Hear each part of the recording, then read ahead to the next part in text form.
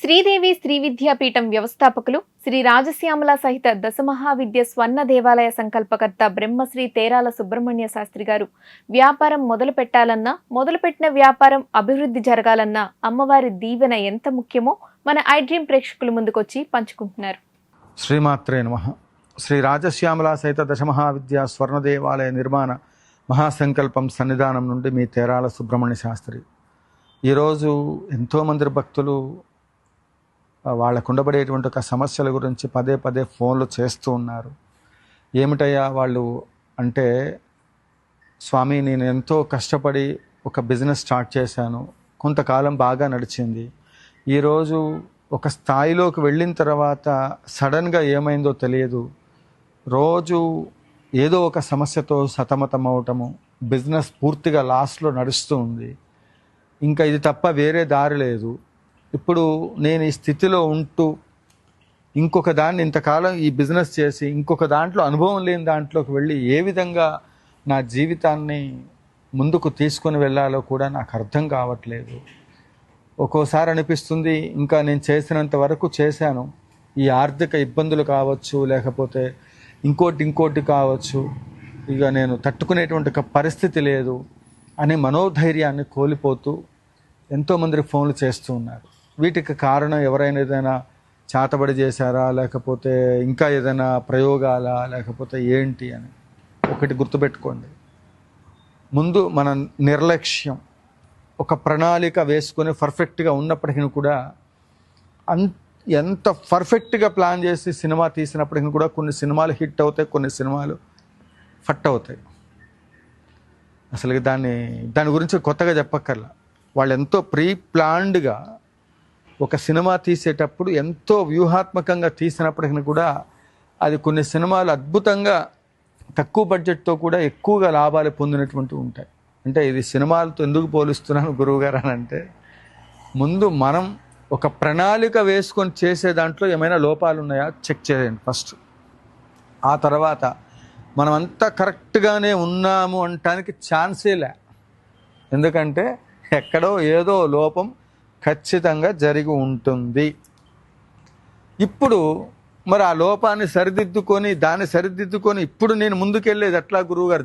జరిగింది ఇక్కడ నుండి భవిష్యత్తు ఏంటి అంటే, అప్పుడు నువ్వు అధైర్యంతో ఇక నేనేం చెయ్యలేను, ఇక ధైర్యం కోల్పోయి నా జీవితం ఇంతే, ఇక నేను సర్వనాశనం అయిపోయాను, ఇక నా జీవితంలో ఏమీ సాధించేటువంటి పరిస్థితి లేదు, నా మాటకు విలువ లేదు అని ఇబ్బంది పడకుండా అటువంటి టైంలోనే మునుపటి కంటే కూడా ఎంతో చక్కగా బిజినెస్ స్టార్ట్ చేసో, లేకపోతే అనుకున్నది జరుగుతుందనో, పొద్దున్నే లేవగానే చక్కగా కాలకృత్యాలు చేసుకొని అంతా రెడీ అయిపోయి హడావిడిగా వెళ్తూ మన ఉద్యోగాలకి, మన వ్యాపారాలకి మనం ఏ విధంగా వెళ్తూ ఉన్నప్పటికీ కూడా రాత్రి పడుకునేటప్పుడు ఈరోజు మనం సాధించింది ఏంటిదని కళ్ళు తెరిచి మళ్ళీ ఆలోచన చేసి మళ్ళీ కళ్ళు మూసి కళ్ళు తెరిచి ఇప్పటి వరకు జరిగింది ఏంటి, 2010 దగ్గర నుండి 2026 ఇన్ని సంవత్సరాల్లో నేను సాధించింది ఏంటి, ఈ 5 ఏళ్ళు నేను కష్టపడ్డాను, లేదా 3 ఏళ్ళు కష్టపడ్డాను, ఇప్పుడు నా లైఫ్ ఇది, ఇక్కడ నుంచి నా లైఫ్కి సంబంధించిన దాంట్లో నా వయసు ఇంత, ఇప్పటి వరకు నేను సాధించిన విజయాలు ఇవి,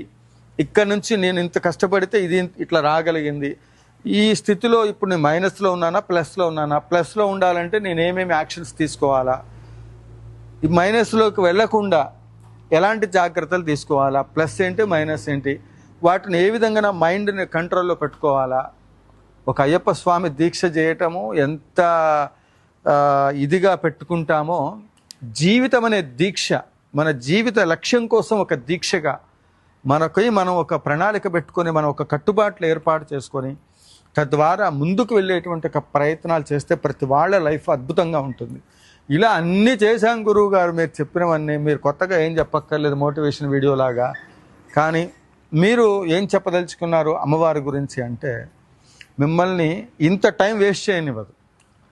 రాజశ్యామల ఉపాసన చేస్తే, ఉదాహరణకి మంచి పరిపాలన అందించినటువంటి ఒక రాజకీయ నాయకులు బాగా అందిస్తారు. నెక్స్ట్ టైం ఎలక్షన్ టైంకి వచ్చేంత వరకు వీళ్ళు శ్యామల విషయాన్నే మర్చిపోతారు.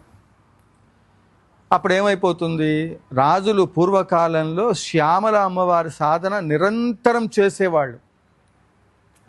ఎవరైతే ప్రతిరోజు రాజశ్యామల యాగం చేస్తారో, ఎవరైతే ప్రతినిత్యం అమ్మవారి యొక్క మరి దీక్షని ఒక టైం పెట్టుకొని నిద్రపోవటం అనేది ఎంత ఇంపార్టెంటో, ఆహారం తీసుకునేది ఎంత ఇంపార్టెంటో, అట్లా జీవితంలో ఎదగాలి అనుకునేటువంటి వాడు ఎవడైనప్పటికీ కూడా రాజశ్యామల అమ్మవారి యొక్క సాధన ప్రతిరోజు జీవితంలో ఒక ఉద్యోగంలాగా పెట్టుకోండి. నేను అట్లా చెప్తున్నందుకు చాలా ఇదిగా ఉంది, ఎందుకంటే మీకు అర్థమవటం కోసం చెప్తున్నా. రాజశ్యామల అమ్మవారి యొక్క సాధనని అలా ఒక ప్రణాళికాబద్ధంగా పెట్టుకొని ఉదయమో సాయంత్రమో మీకు కుదిరిన టైంలో అలారం పెట్టుకొని ఈ టైం దగ్గర నుంచి ఈ సమయం వరకు నేను ఖచ్చితంగా శ్యామల అమ్మవారి యొక్క సాధన చెయ్యాలి అని చెప్పి చెయ్యండి. మీకు కుదరకపోతే ఇట్లా యాగాలు జరిగే కార్యక్రమాలు మీకు అందుబాటులో ఉన్న చోట చేయించండి. ఎటువంటి సమస్యలకైనప్పటికీ కూడా శ్యామల ఉపాసన అతి శీఘ్రంగా మీ జీవితాలని వెంటనే ఉన్నత స్థితిలోకి తీసుకుని వెళ్తుంది, అందులో ఎటువంటి సందేహం లేదు. ఇక్కడ ఈ మార్గాలలో మనం సరైనటువంటి ఒక ప్రణాళికలు, అమ్మను ఉపాసన చేస్తే, అమ్మను సాధన చేస్తే, అమ్మ యొక్క అనుగ్రహానికి మనం పాత్రులమవుతే మనం విలువైన సమయాన్ని, కలియుగంలో 100 సంవత్సరాల ఆయు ప్రమాణం, బ్రహ్మంగారి కాలజ్ఞానంలో చెప్పినట్లు దినదిన గండం 100 ఏళ్ళ ఆయుష్. ఎప్పటికప్పుడు ఆ గండాలన్నీ దాటుకుంటూ ఈ జీవితాన్ని ముందుకు తీసుకెళ్లే ప్రయత్నంలో మీరు అమ్మని ఉపాసన చేయటం వల్ల సమయం వృధా అవ్వదు. అందరూ చెప్తుంటారు టైం ఇంపార్టెంట్, సమయం చాలా గొప్పది అని. ఒకటి మీరు సాధన చేయటం, లేదా మీ తరపున మేము చేయటం. ఈ విధంగా సాధన చేశాక మీ జీవితాల్లో 100% మార్పు రావటంతో పాటు మంచి విజయాలను మీరు పొందగలుగుతారు.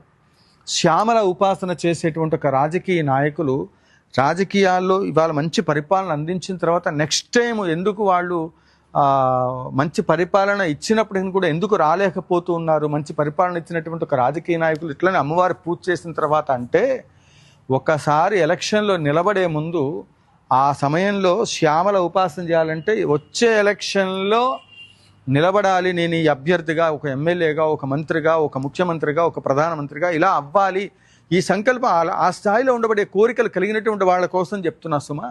అట్లనే క్లాసులో ఉన్నత స్థితిలో ఉండాలి, అలానే సమాజంలో ఉన్నత స్థితిలో ఉండాలి, కుటుంబంలో ఒక భర్తగా నేను గొప్ప స్థానంలో ఉండాలి, నేను ఇంట్లో ఇల్లాలిగా నా కుటుంబ జీవనాన్ని మంచిగా పెట్టుకోవడానికి కావలసినటువంటి ఒక ఆ శక్తి నాకు రావాలి, ఫైనాన్షియల్గా మంచి ఉన్నత స్థితిలో ఉండాలి, ఒక వ్యాపారంలో అగ్రస్థానంలో ఉండాలి.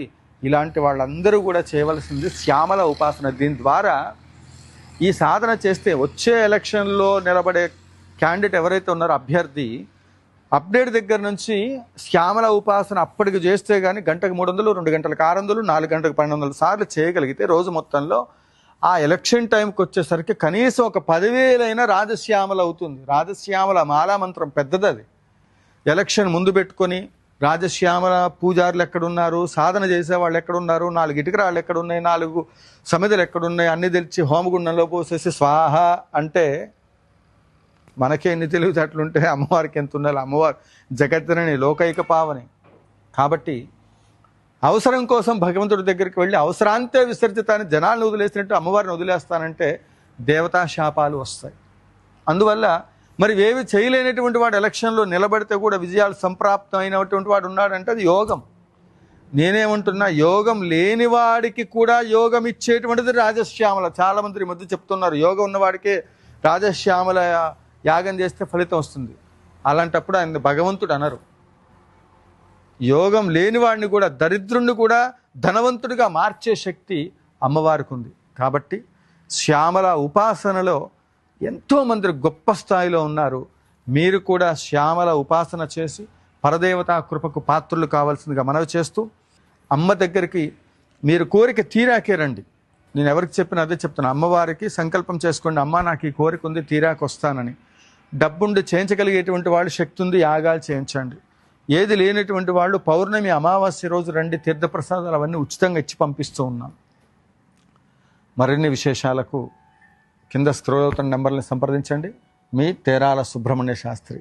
జయ జయ శంకర, హర హర శంకర, కాంచీ శంకర, కామకోటి శంకర.